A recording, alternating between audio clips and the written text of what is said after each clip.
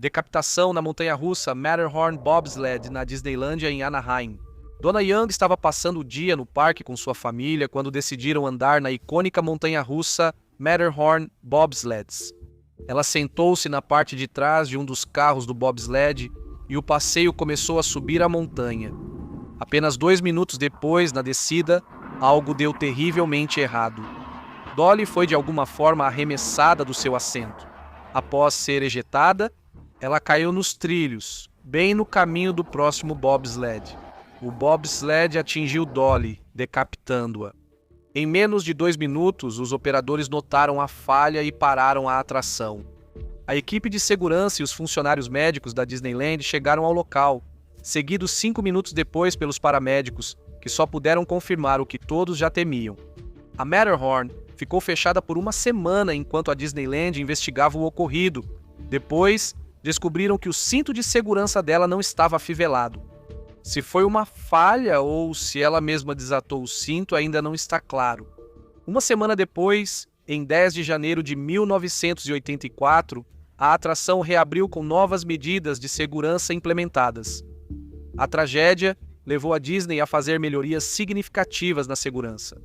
Eles redesenharam o sistema de contenção dos trenós Matterhorn para torná-los mais difíceis de soltar durante o passeio. Eles reforçaram as verificações de segurança antes do passeio e atualizaram o monitoramento para garantir os cintos devidamente afivelados. E essa decapitação horrível é apenas o começo dos piores acidentes da Disney.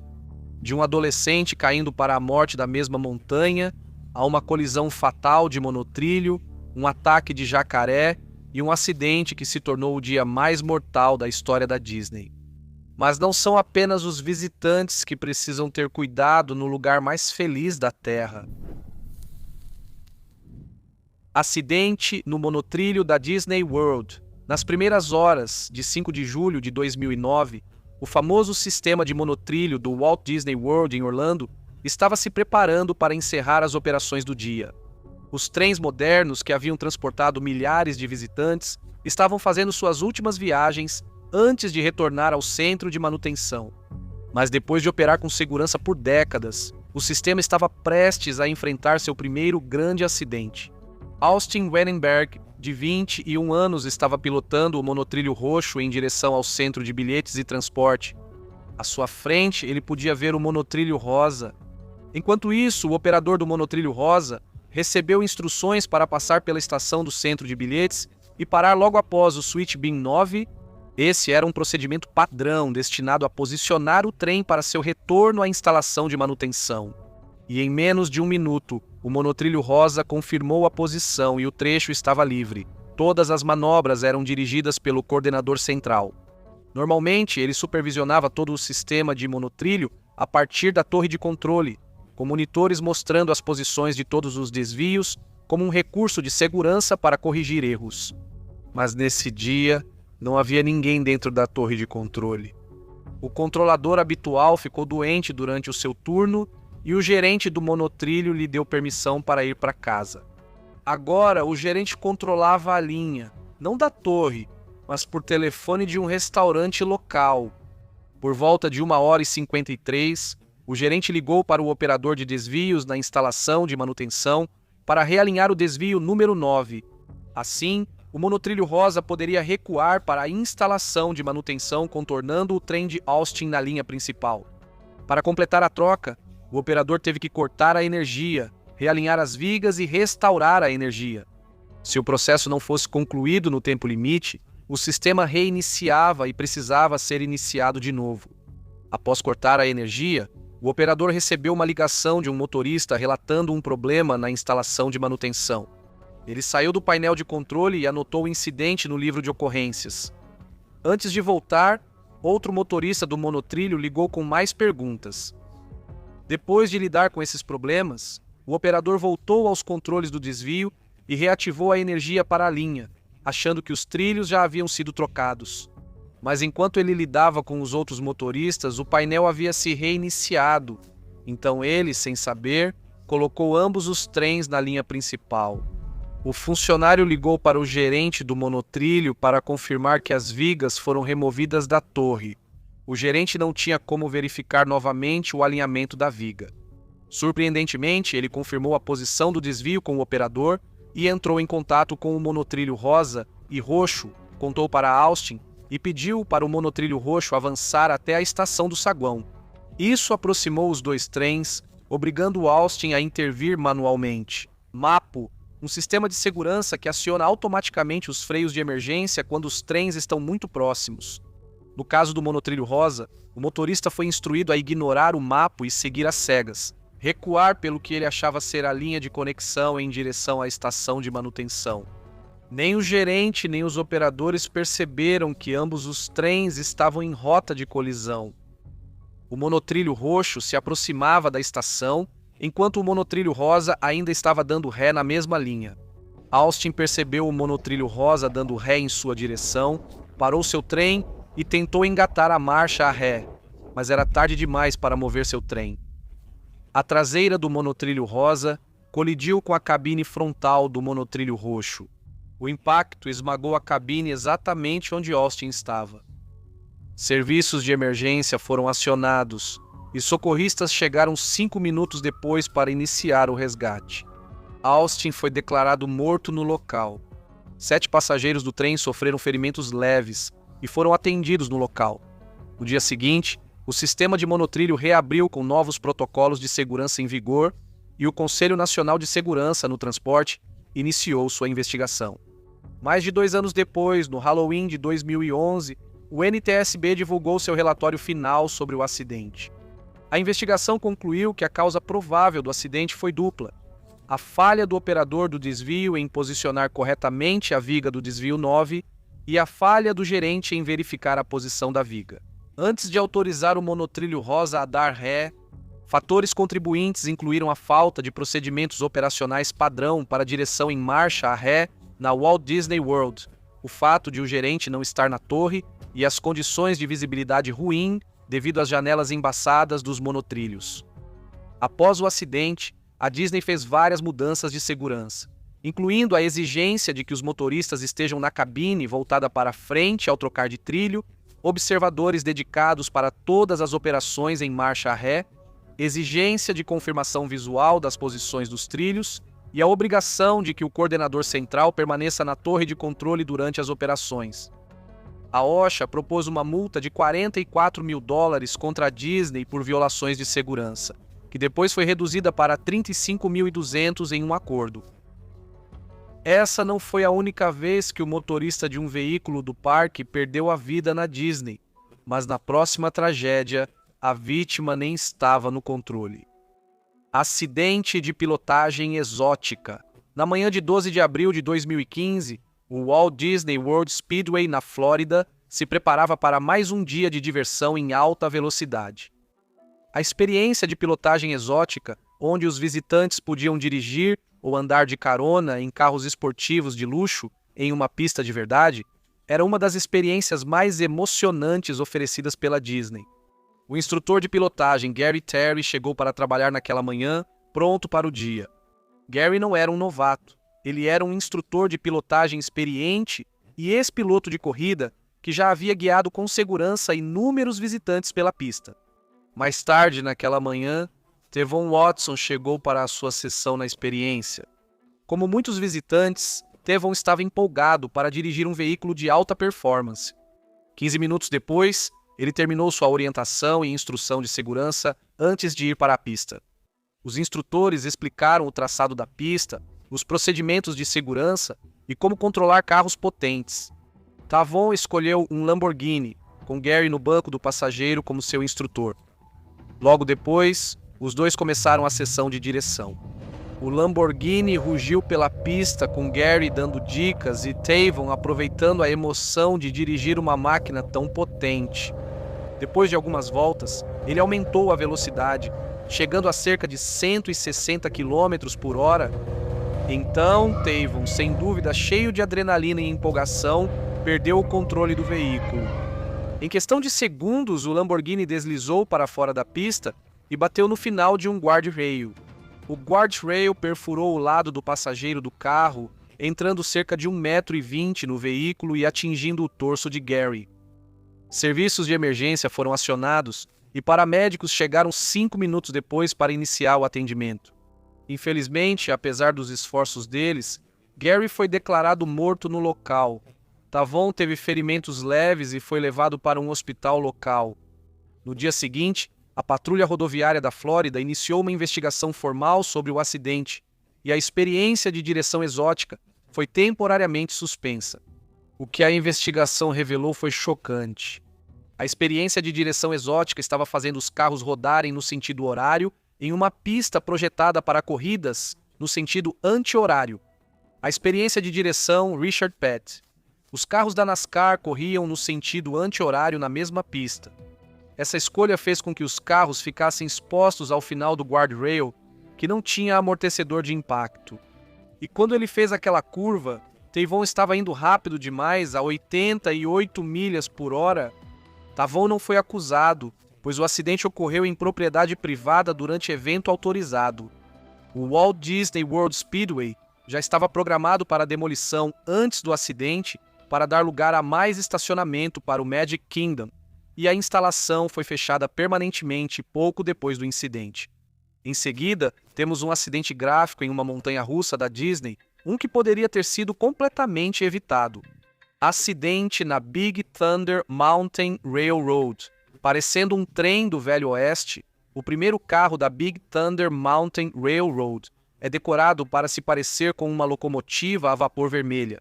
A montanha-russa emocionou os visitantes desde 1979, até que um dia, as equipes de manutenção tomaram uma decisão com consequências fatais. Na manhã de 5 de setembro de 2003, a equipe da Disney adicionou o trem número 2 à montanha-russa. O que a equipe não sabia ou escolheu ignorar era que esse trem em particular não era seguro. Nos 47 minutos seguintes, o conjunto completou 12 voltas ao redor do percurso da atração. Durante esses ciclos, vários membros do elenco notaram barulhos estranhos vindos do trem, desconhecidos por todos os presentes. Um parafuso que segurava a roda-guia do lado esquerdo do motor da atração havia se soltado. Quando a montanha-russa entrou na última seção, o último parafuso que segurava a roda-guia no lugar cedeu. Ele caiu despercebido nos trilhos abaixo. Por causa dos sons de batidas, a equipe da Disney planejou aposentar o motor após sua próxima volta. Enquanto isso, Marcelo Torres, de 22 anos, e seu amigo estavam esperando na fila para o brinquedo. Talvez se sentindo com sorte, Marcelo foi o primeiro da fila e conseguiu sentar no primeiro carro, junto com outros 24 passageiros animados, incluindo ele mesmo. O trem número 2 da Big Thunder Mountain Railroad começou o 13º ciclo do dia. Ele completou o primeiro terço do percurso normalmente. Foi aí que as coisas começaram a dar errado. Ao fazer uma curva inclinada para a direita, os eixos das rodas da locomotiva começaram a sair do alinhamento com os trilhos. Quanto mais o trem avançava pelo percurso, mais instável ele ficava com sua roda dianteira desalinhada, quicando em objetos fixos abaixo dos trilhos. Logo após, ele entrou em um túnel em subida, quase batendo em objetos que poderiam causar descarrilamento. Mas, eventualmente, o trem e seus passageiros ficaram sem sorte. A roda baixa ficou presa contra uma seção de freio dentro do túnel. Isso causou um descarrilamento violento e lançou a locomotiva contra o teto do túnel. A barra de reboque que conectava os passageiros ao motor do brinquedo se quebrou. Incapaz de desacelerar e viajando a 48 km por hora, o carro de Marcelo colidiu com a locomotiva avariada. Ele recebeu o impacto mais forte e foi atingido na cabeça e no peito. O restante dos veículos colidiu em sequência, criando uma onda de impactos fortes ao longo do trem. Agora, desconectados da locomotiva e sem mais impulso para frente, os vagões de passageiros desceram de volta à colina do túnel, parando na parte de baixo. Em menos de um minuto, operadores do brinquedo e funcionários da Disneyland correram para o local e encontraram uma cena horrível. O peso e a força da locomotiva esmagaram o vagão, causando ferimentos graves em Marcelo e outros passageiros. Apesar da urgência, as equipes de resgate precisaram estabilizar os vagões antes de alcançar os feridos. Isso deixou os passageiros presos em uma posição precária. O passageiro mais crítico a ser alcançado era Marcelo, que que estava sentado no lado direito do primeiro vagão. Ele recebeu toda a força do impacto. Enquanto os bombeiros estabilizavam os vagões, uma área de atendimento foi montada perto da entrada da Thunder Mountain. 10 minutos após o acidente, os paramédicos liberaram os primeiros visitantes. Ao mesmo tempo, um funcionário da Disney ligou para as autoridades de Anaheim para relatar um acidente grave e possivelmente fatal. Seus temores foram confirmados pouco depois, pois as equipes médicas não conseguiram alcançar Marcelo a tempo. Ele foi declarado morto no local. Isso significou que os passageiros aflitos ficaram presos nas fileiras logo atrás do corpo dele por até meia hora. Outros 10 passageiros receberam atendimento médico, incluindo o amigo de Marcelo. As idades deles variavam de crianças pequenas a adultos, e os ferimentos mais graves incluíam cortes no rosto e costelas quebradas. A Big Thunder Mountain Railroad foi imediatamente fechada para investigação, enquanto o restante do parque permaneceu aberto. Uma autópsia confirmou posteriormente que Marcelo Torres sofreu uma lesão contundente maciça no peito. Isso fraturou suas costelas, perfurou seus pulmões e causou sua morte por hemorragia. A investigação concluiu que, antes de tudo, a manutenção inadequada foi a causa do acidente. Os fixadores na roda-guia esquerda do eixo flutuante da locomotiva não foram devidamente apertados e fixados. O procedimento de manutenção exigia que 2 mecânicos verificassem o trabalho, mas esse protocolo não foi seguido. Investigações sobre a causa do acidente também apontaram o histórico de negligência da equipe de manutenção. Entre as principais descobertas, um mecânico externo falsificou documentos, confirmando que tarefas como apertar parafusos e reparar fiação elétrica haviam sido concluídas. Os mecânicos internos também ignoraram uma etiqueta amarela de advertência presa ao conjunto da roda, já que mais documentação falsa indicava que o problema havia sido resolvido. Até mesmo os supervisores aprovaram a papelada sem revisá-la. Por fim, um processo de auditoria nunca foi aplicado para revisar os protocolos e garantir que a equipe entendesse suas funções de manutenção. A investigação concluiu que, se os procedimentos de manutenção adequados tivessem sido seguidos, o acidente nunca teria acontecido. Isso levou a uma ação judicial por morte por negligência, movida pela família Torres contra a Disney, que acabou sendo resolvida por um valor não divulgado. Para este caso, precisamos voltar ao início, pelo menos no que diz respeito a acidentes fatais. O incidente do trenó em 19 de maio de 1964 marcou um marco sombrio na história da Disney. Naquela tarde de primavera, Mark Maples, de 15 anos de Long Beach, Califórnia, visitou a Disneylândia com seus amigos. Os adolescentes estavam prontos para aproveitar as atrações, especialmente a montanha-russa Matterhorn Bobsleds, em Fantasyland, que era uma das favoritas dos fãs desde sua inauguração em 1959.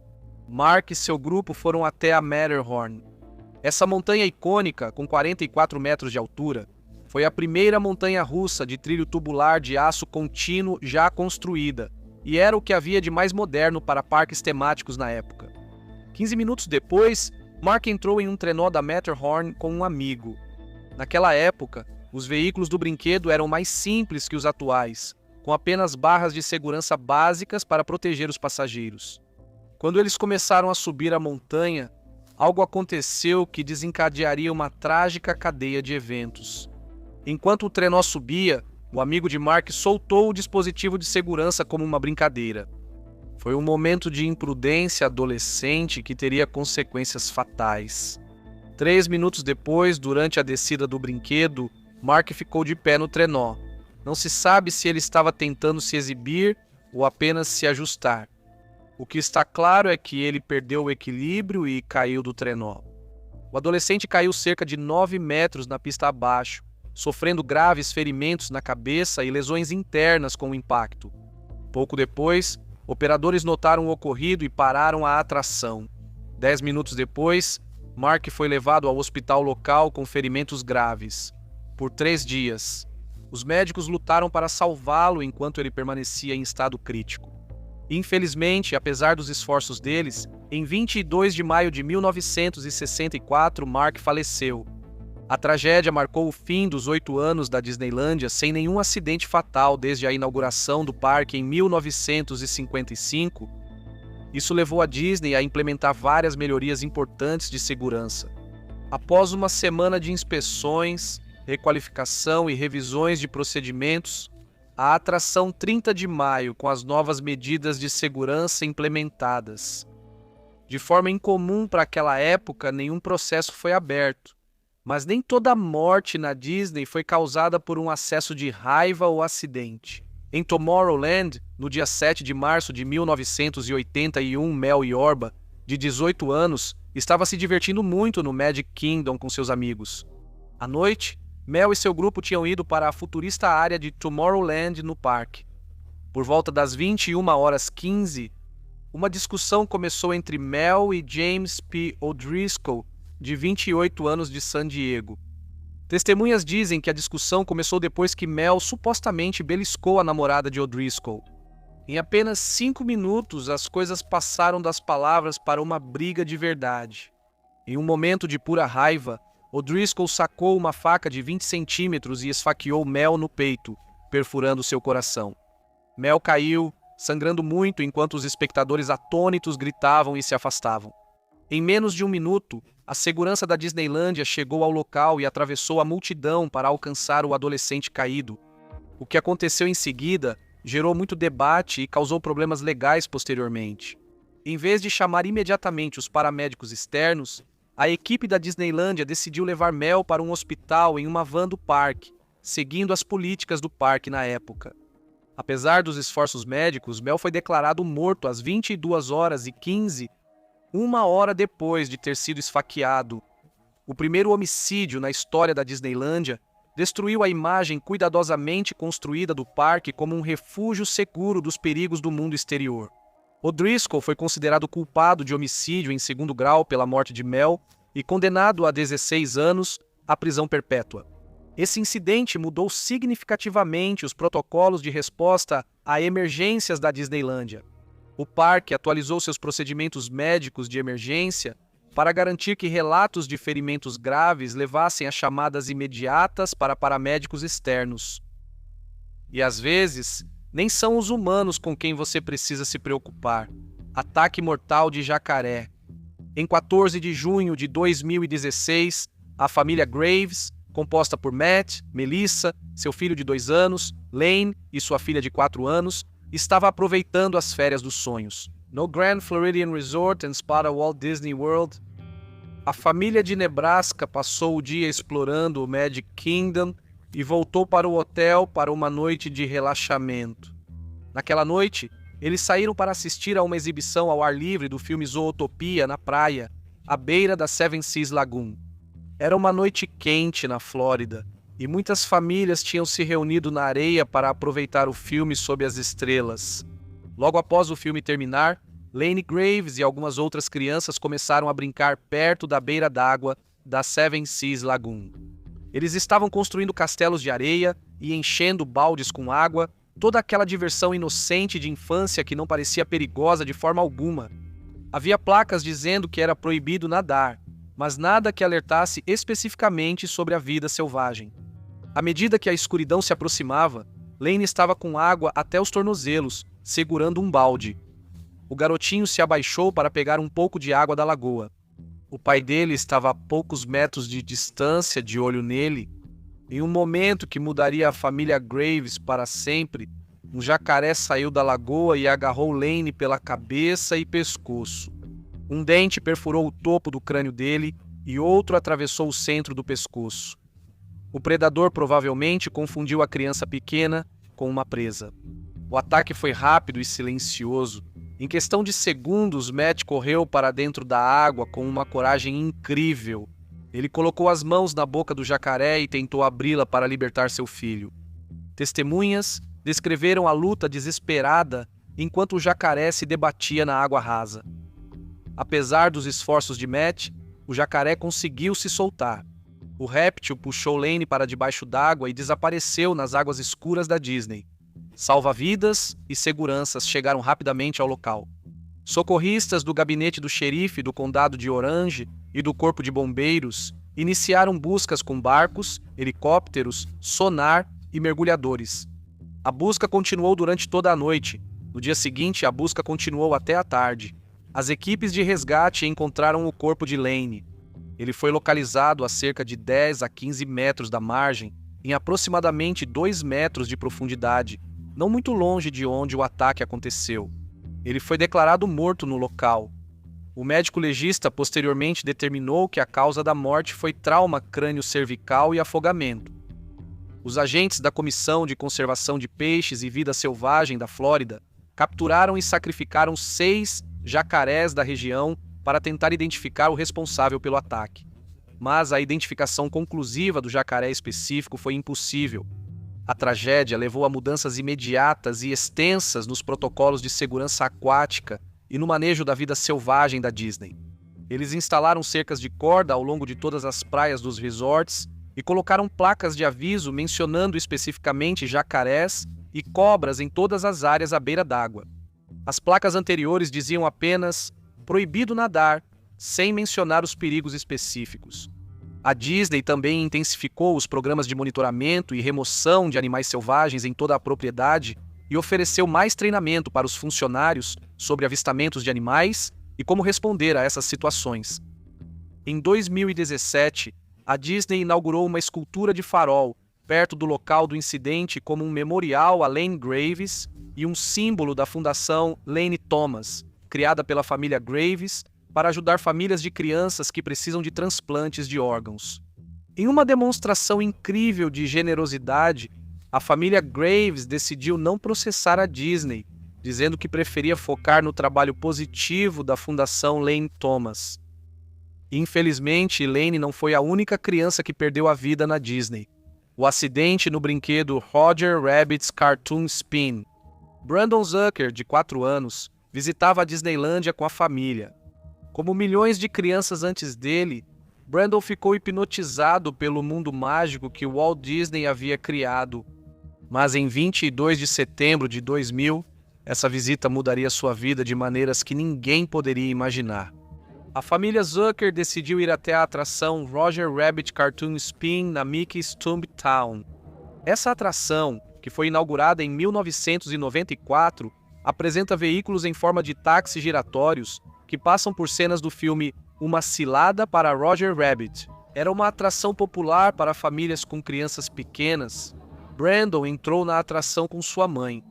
Segundo a investigação, ele não estava corretamente posicionado no veículo. Ele estava sentado de lado, perto da abertura do veículo, em vez de estar na posição mais segura, que é a parte interna. Um erro crítico que teria consequências trágicas. Logo após embarcarem, o passeio começou. Os veículos do táxi se moviam ao longo dos trilhos enquanto giravam, adicionando um pouco de imprevisibilidade e diversão à experiência. Para a maioria dos visitantes, isso criava uma sensação divertida de desorientação. Para Brandon, isso criou perigo.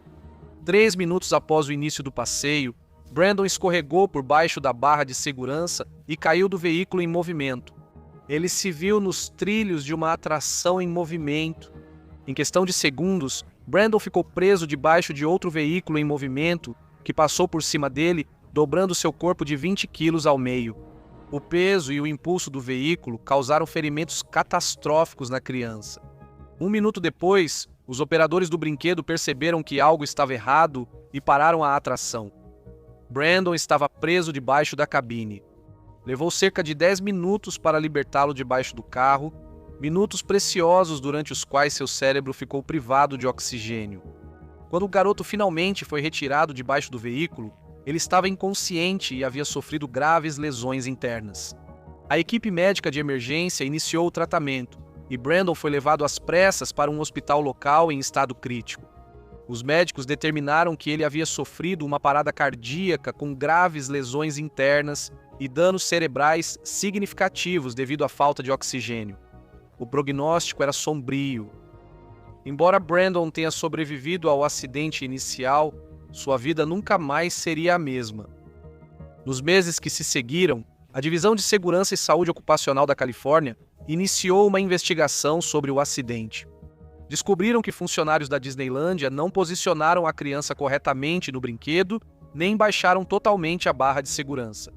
Se a barra de segurança não foi devidamente travada, ou se Brandon conseguiu se esgueirar por baixo dela, isso nunca foi claramente determinado. Em janeiro de 2002, a família Zucker chegou a um acordo judicial com a Disney por uma quantia não revelada, para ajudar a cobrir os extensos cuidados médicos do filho. Nos 9 anos seguintes, Brandon precisou de cuidados 24 horas e passou por vários procedimentos médicos. Ele nunca recuperou a capacidade de andar ou falar, embora ocasionalmente sorrisse e risse. A saúde dele foi piorando gradualmente, com vários episódios de celulite e uma escoliose cada vez mais grave que afetava sua respiração. Em 26 de janeiro de 2009, aos 13 anos, Brandon foi encontrado inconsciente em sua casa. Ele foi declarado morto no dia seguinte, quase 9 anos após o acidente que havia tirado dele uma infância normal. A tragédia trouxe mudanças importantes na Disneylândia e nos parques temáticos, como a instalação de proteções com sensores sob cada veículo dos brinquedos. Agora, para os 2 últimos incidentes da Disney, todos foram devastadores, especialmente o último, que aconteceu de forma inesperada. Mas primeiro, o incidente do navio Columbia. A véspera de Natal de 1998 era para ser um dia festivo na Disneylândia. O parque estava todo decorado para as festas, e muitos visitantes estavam aproveitando o clima alegre. Para a família Dawson, Luan F. Dawson, de 33 anos, sua esposa, Liu Vong, de 43, e o filho de 5 anos, era uma viagem de férias especial. A família Dawson foi até a atração Rivers of America em Frontierland para conhecer o navio Columbia Sailing.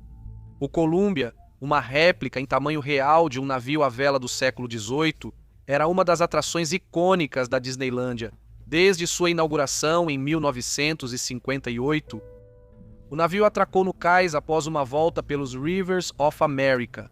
Como sempre, os funcionários se prepararam para prender o navio ao cais. Essa operação rotineira estava prestes a dar terrivelmente errado. Enquanto o navio se preparava para atracar, a funcionária Christine Carpenter tentou amarrar uma corda de amarração a uma peça de metal no casco do navio. Isso era prática padrão, mas nesse dia, um erro grave foi cometido. De acordo com a investigação, o navio estava se movendo rápido demais enquanto continuava avançando, e uma enorme tensão se acumulou na corda. O navio e a peça de metal também estavam em más condições e não conseguiram suportar a pressão. Em segundos, a tensão na corda fez os parafusos que prendiam a peça de metal falharem. A peça de metal de 4 quilos se soltou do casco e virou um projétil perigoso voando pelo ar em direção ao cais lotado. A peça de metal atingiu Luan no rosto e na cabeça, causando ferimentos graves. Também acertou sua esposa, Liu Vong, ferindo sua cabeça. Também atingiu Carpenter, quebrando seu tornozelo. Sangue se espalhou pelo cais enquanto os convidados próximos gritavam e corriam para longe. Em menos de 1 minuto, convidados e membros do elenco próximos correram para ajudar os feridos. A equipe médica da Disneyland chegou e iniciou o atendimento. Apesar da mudança nas regras durante emergências após o incidente em Tomorrowland, a equipe da Disneyland tentou resolver a situação internamente, em vez de chamar imediatamente os paramédicos externos. Luan, Vong e Carpenter foram levados para o centro médico da UCI. Luan passou por uma cirurgia de emergência devido a um grave traumatismo craniano, mas seus ferimentos eram extensos demais. Luan permaneceu em estado crítico por 2 dias no hospital. Em 26 de dezembro de 1998, ele foi declarado morto devido aos ferimentos, sem nunca recobrar a consciência. Sua esposa e Carpenter sobreviveram aos ferimentos. Nos dias e semanas que se seguiram, uma investigação revelou que Carpenter não havia recebido o treinamento obrigatório de 8 horas e estava trabalhando sozinho no cais, o que ia contra a política do parque. Constatou-se também que o cunho já apresentava problemas que não foram corrigidos durante a manutenção. A Disney foi multada em $5.500, o valor máximo permitido para essas infrações. A investigação concluiu que a Disney sabia ou deveria saber do risco de danos graves. Esse incidente novamente provocou grandes mudanças na Disneylândia e na indústria de parques temáticos. A Disney restabeleceu chefes de equipe na maioria das atrações. Para uma supervisão melhor, o Departamento de Polícia de Anaheim colocou policiais no parque para uma resposta de emergência mais rápida. Talvez o mais importante seja que o acidente ajudou a aprovar a Lei de Segurança em Brinquedos de Diversão da Califórnia em 1999, que exigia a supervisão estadual de parques de diversões em local fixo. Antes dessa lei, não havia nenhum órgão estadual ou do condado fiscalizando a segurança dos brinquedos nos parques temáticos da Califórnia.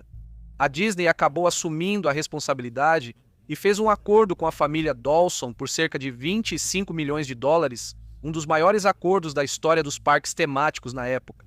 Hoje em dia, o Columbia ainda navega pelos rios da América na Disneylândia, mas com procedimentos de segurança e exigências de treinamento muito melhores. E agora, o pior incidente na Disney e um que nem sequer aconteceu dentro de um dos parques: queda de avião no Epcot. Na manhã de 21 de novembro de 1984, uma família de 5 pessoas embarcou em uma aeronave Piper Archer monomotor em Greenville, Carolina do Sul. Eles estavam indo realizar uma viagem dos sonhos ao Walt Disney World, na Flórida. Em vez disso, eles acabariam fazendo parte do incidente mais mortal da história dos parques da Disney. A bordo estavam o piloto, sua esposa e seus 3 filhos, incluindo uma filha de 1 ano de idade. A família estava cheia de empolgação com a aventura na Disney que estava por vir. Quando o avião se aproximou de Orlando, as coisas começaram a dar errado. A aeronave começou a apresentar problemas no motor. Várias testemunhas em terra, próximas à Disney World, relataram ter ouvido os motores falharem e depois pararem completamente. O piloto agora estava diante de uma situação de vida ou morte. Com o motor desligado e o avião perdendo altitude rapidamente, o piloto procurava freneticamente um lugar para fazer um pouso de emergência. Ele avistou o que parecia ser uma área aberta, o estacionamento do Epcot Center. Foi uma decisão desesperada. 2 minutos depois, voando a uma altitude e velocidade muito baixas, a asa direita da aeronave atingiu um poste de luz no estacionamento. A colisão arrancou a asa, fazendo o avião mergulhar de nariz no chão, a cerca de 150 metros do campo de aviação da Disney e a 2,4 quilômetros do Epcot Center. A aeronave colidiu com vários carros estacionados no estacionamento do Epcot e então explodiu em chamas, lançando fumaça preta no céu claro da Flórida. Visitantes e funcionários aterrorizados assistiram horrorizados enquanto a tragédia se desenrolava. Em poucos minutos, seguranças da Disney e equipes de emergência correram para o local. 5 minutos depois, os bombeiros começaram a combater o incêndio e tentar resgatar os ocupantes. O impacto humano foi devastador. O piloto, sua esposa e a filha de 1 ano foram declarados mortos no local. Os outros 2 filhos do casal sobreviveram com ferimentos graves e foram levados às pressas para hospitais locais. Vários carros estacionados foram danificados ou destruídos no acidente e no incêndio subsequente, mas felizmente ninguém em terra ficou ferido. Nos dias que se seguiram, o Conselho Nacional de Segurança no Transporte iniciou uma investigação sobre a causa do acidente. Eles concluíram que a tragédia poderia ter sido evitada. Nenhum combustível foi encontrado nas linhas ou nos tanques da aeronave, sugerindo que a falta de combustível causou a pane do motor. A investigação também revelou que o piloto particular tinha pouquíssima experiência, com apenas 79 horas de voo registradas. A decisão dele de tentar um pouso de emergência no estacionamento foi considerada apropriada, dadas as circunstâncias, já que era a maior área aberta disponível. No entanto, atingir o poste de luz foi o fator crucial que transformou um possível pouso de emergência em um acidente fatal. Embora esse incidente não tenha levado a mudanças operacionais específicas nos parques da Disney, ele resultou em protocolos de resposta a emergências aprimorados para incidentes em áreas de estacionamento e em uma melhor coordenação entre os serviços de emergência da Disney e os socorristas locais. O acidente de avião em Epcot em 1984 continua sendo o incidente mais mortal em uma propriedade da Disney, tirando a vida de 3 pessoas, incluindo uma criança. Embora não estivesse diretamente relacionado às operações do parque, isso serve como um lembrete sóbrio de que até mesmo os lugares mais mágicos da Terra podem ser atingidos por tragédias sem aviso prévio. Se você achou este vídeo interessante, por favor, considere se inscrever, isso está ajudando muito.